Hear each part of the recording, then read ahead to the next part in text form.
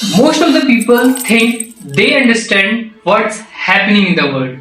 But let me be very honest with you, most of the people have no idea how modern conflicts actually work. आपको लगता है आप news देख रहे हो, लेकिन रियलिटी कुछ और ही है. न्यूज आपको शेप करना है.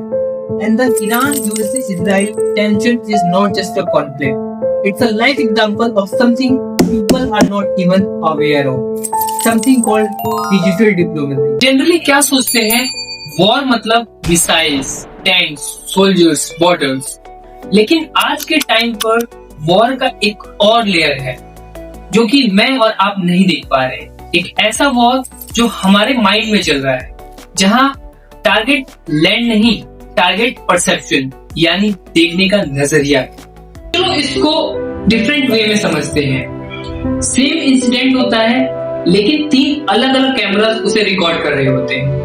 एक कैमरा यूएसए का है, एक कैमरा ईरान का है, एक कैमरा इजराइल का है. तीनों ने सेम चीज देखी, लेकिन जो वो दिखाते हैं वो कंप्लीटली डिफरेंट होता है. एंगल चेंज होता है, फोकस चेंज होता है, स्टोरी भी चेंज हो जाती है. ईरान के लिए ये रेजिस्टेंस है, यूएसए के लिए ये स्टेबिलिटी मेंटेन करना है, एंड इजराइल के लिए ये सर्वाइवल का मैटर है. Same reality but 3 completely different meanings.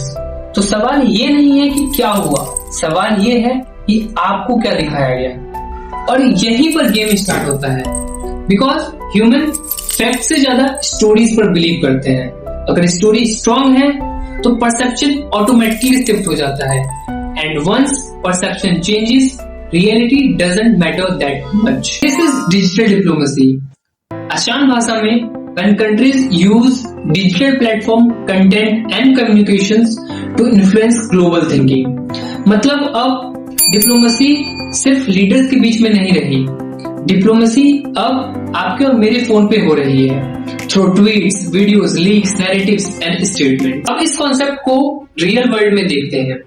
Iran, USA, Israel conflict हो रहा है. यहाँ सिर्फ मिसाइल एक्सचेंज नहीं हो रहे, यहाँ नैरेटिव एक्सचेंज हो रहे हैं.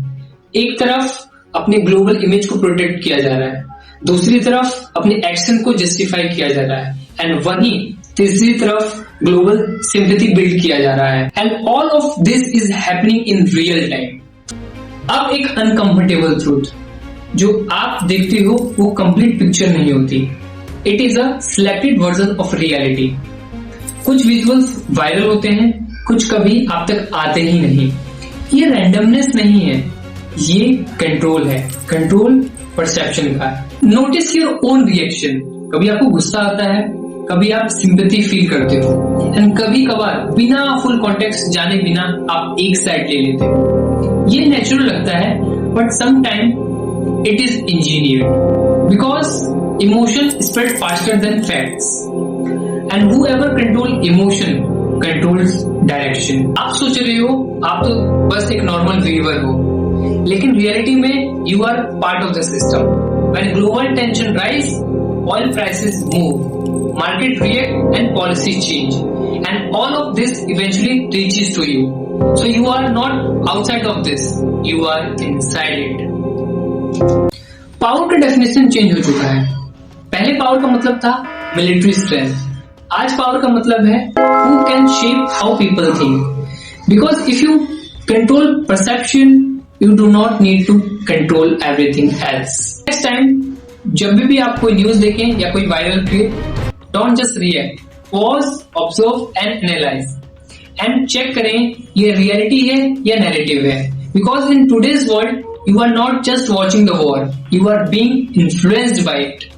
If you want to know how communication shapes power, subscribe to this channel, because here we don't just consume information, we learn how influence actually works.